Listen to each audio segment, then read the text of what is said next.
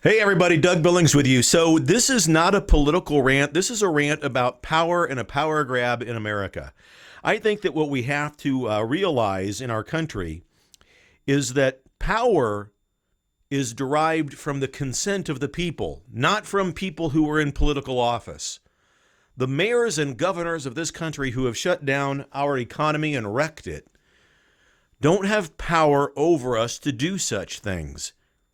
If they try to do it, it's unconstitutional. It's been proven again and again. Just look to Wisconsin the other day when their Supreme Court overturned and ruled that the lockdown laws and regulations that they've imposed are unconstitutional.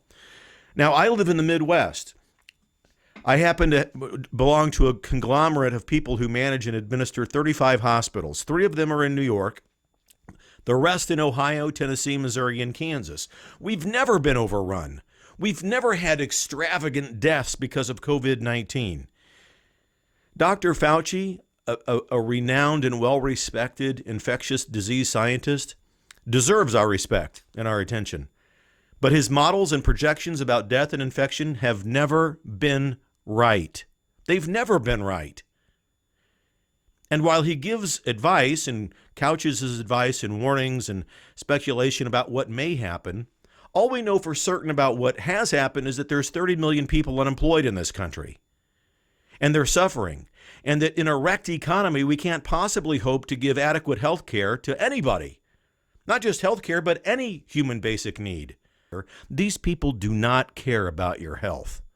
They want to wreck an economy, which is the pinnacle accomplishment of a president that they despise. That's it.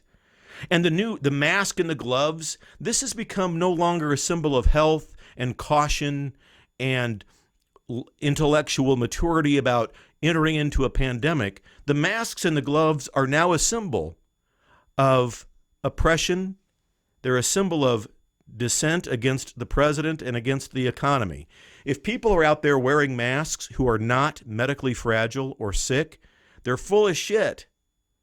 And it's a symbol about how they're rising against the economy. It's a symbol of dissatisfaction with the president. It has nothing to do with whether or not they think they're being safe or keeping others safe. Wearing masks and gloves if you're not sick or medically fragile, it's absolutely ridiculous. I'm doing my best. I've got a staff of an entire company that keeps the power grids on, or I've got a staff of people that tend to other people, and I need to do my part. Fucking bullshit. The masks and the gloves, it's a power grab. It's a panic that's wildly unnecessary and intellectually immature. And there's a large gap between the people in this country who are common sense Americans, who see what's being done to them, and those that are in power locking them down. Primarily Democrat leaders in these states locking them down. And we're going to see in November just how big this gap is, because we've already seen a glimpse of it in California with the recent election of the Republican congressman. In his words, there is an awakening occurring. And you're damn right there is. There's an awakening that's going to lead to a massive landslide in November for the Republican Party, because what we've all begun to realize, despite the mainstream media, despite the fanatic Hollywood ass wipes, and despite the people who want to lock us down, who think that they're in power, but don't ever get the conjecture of the people with whom they live, work, and administer their policies, what we're going to find is that there's going to be an incredible reawakening and landslide with regards to elections in November.